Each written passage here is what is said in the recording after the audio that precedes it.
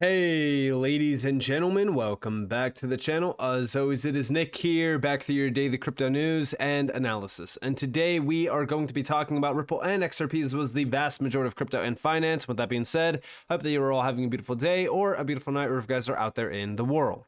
So let's start off with CBDCtracker.org. So this is where we can see all of these CBDC projects that are out there right now in public.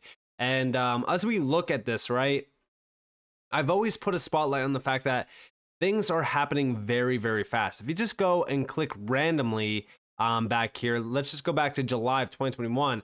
Look at how much the map has changed from just like July of 2021 to now. So roughly almost like 3 years later, we are now starting to see a lot of those projects that were in research now in the proof of concept phase. And it's funny because when you look at the US, for the longest time, what have we been hearing? We're not even looking at a CBDC. We're not even looking at any development of CBDC. We're not even, trying to plan around a CBDC. But on here, we actually know that the United States has been moving heavily on CBDC projects. For example, in the US, there is 5 projects right now around CBDCs: the digital dollar, the Project Hamilton, which is now in proof of concept, Project Cedar, wholesale digital dollar as well, and then Project Cedar as well. Now this one is phase 2. This is with Project Ubin Plus with Project Cedar. But regardless, as we really look at this, you can clearly see that the US is moving fast on CBDC research and even on proof of concepts. And the entire world right now is moving towards a CBDC from this view here. And we can see this is all in, like, this is all live and updated on in May. So this is actually fully up to date. But beyond this, why am I bringing that up? Well, let's look at a few things. Big shout out to Smoke Dog over on X. We have, yes, ISO 2022 equals regulations as well, crypto offerings. And here we have existing payment phase.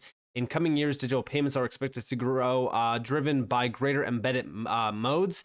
Customers will always look out for seamless end-to-end transactions than individual processes. On the other hand, merchants want to understand the best payment terms to offer, deliver seamless checkout and payment request, and offer pay later options in one place.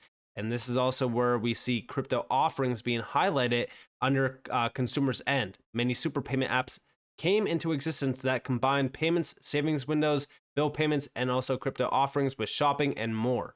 And here we have, there are payment providers who are adapting to regulations like ISO 2022, which is an upcoming global standard for payments. It is interpreted that some of 90% of the global transactions are estimated to utilize ISO 2022 by 2023.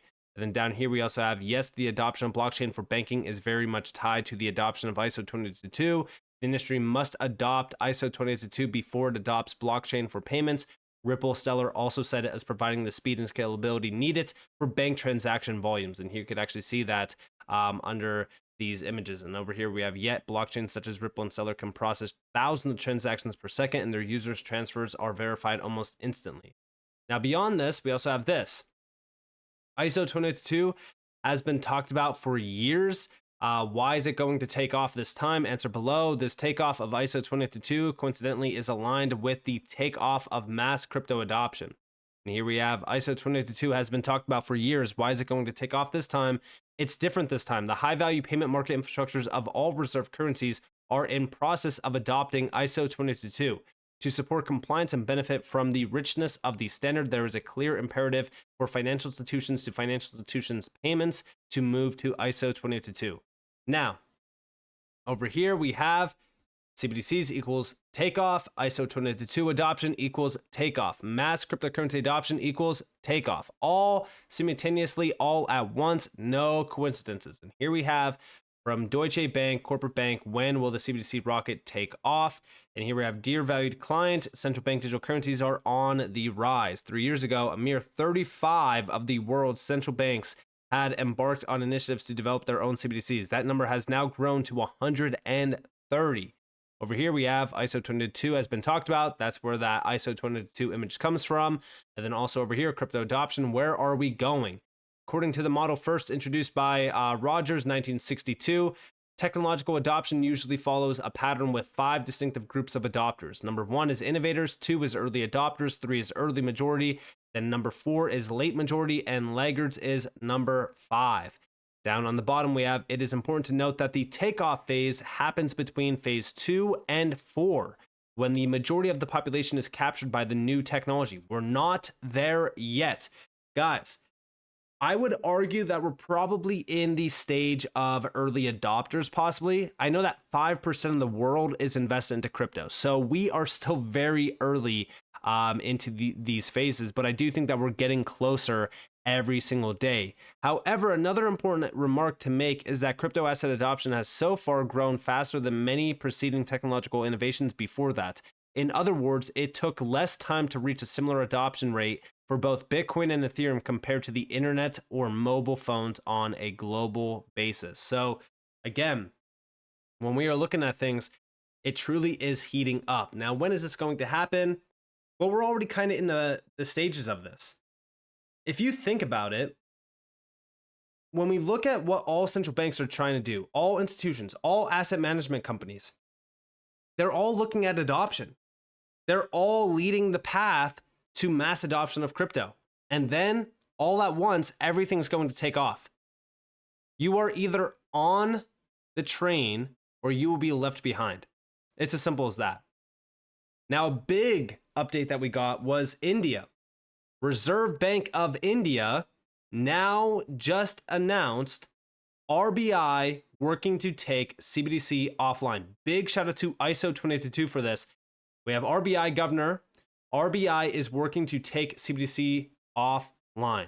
RBI Governor Shaktikanta Das was speaking at the BIS summit earlier this evening, where he spoke about the transformative potential of CBDCs. He adds how the central bank has increased the improbability of UPI and the CBDC for better user experience. Here's what he said. The digital rupee CBDC currently has fixed denominations similar to physical currency. This makes it easier for users to relate to CBDC as a digital form of cash. We are of course open to other design choices and will try them out in our future pilots. We are working on making the CBDC transferable in the offline mode also. We are also introducing programmability features to promote financial inclusion and provide other value-added services under CBDC. We have also recently announced the participation of non-banks in the pilot, with the expectation that their reach can be leveraged for distribution of CBDCs and for providing value-added services. Under the retail CBDC pilot in India, the feedback from the users reaffirmed the need for a connect between fast payment systems, that is UPI in our case, and the CBDC.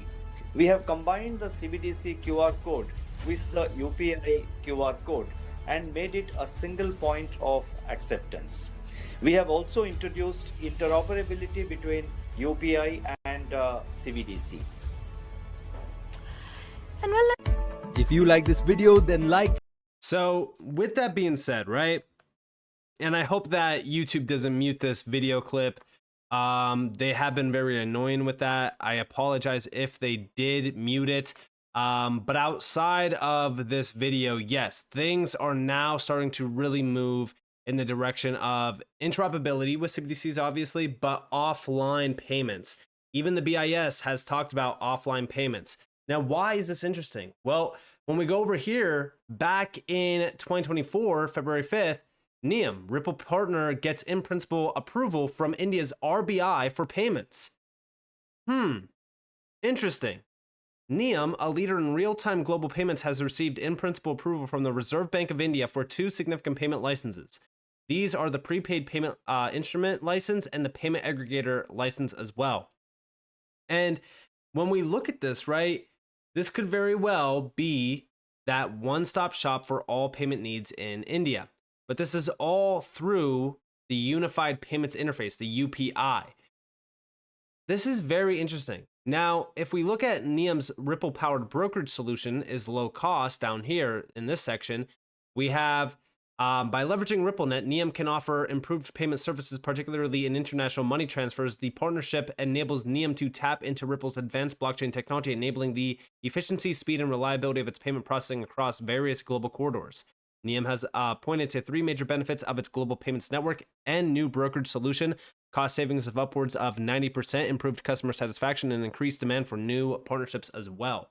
We can see the full breakdown here as well. Now, what I find very interesting about this as well is if we go back here to 2021, remember this, XRP Ledger transactions can now be initiated offline.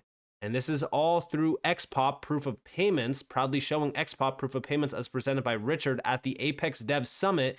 This is back in 2021, October, and this is all around offline transactions. This is a big, big deal because every single, CBDC wants to settle offline, or at least have that opportunity to settle in offline.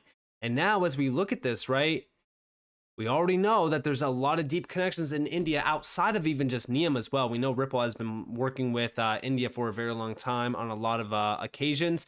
So it wouldn't surprise me at all if Ripple did have a hand to play here. We also know that Ripple has been in discussions with well over 20 to 30 central banks. 12 of them confirmed through a lot of discussions. We already know 5 of them are working with Ripple. So it wouldn't really surprise me if India was one of those major central banks really kind of in talks with Ripple already. Let me know what you guys think though down in the comments below though. I'd love to hear your thoughts on this. If you guys did enjoy the video, definitely leave a like, subscribe, turn notifications on because more free content. You guys are more than welcome to follow me on Twitter and join the free Discord in the description below. And with that being said, guys, it's been Nick. Thanks for watching. Peace out.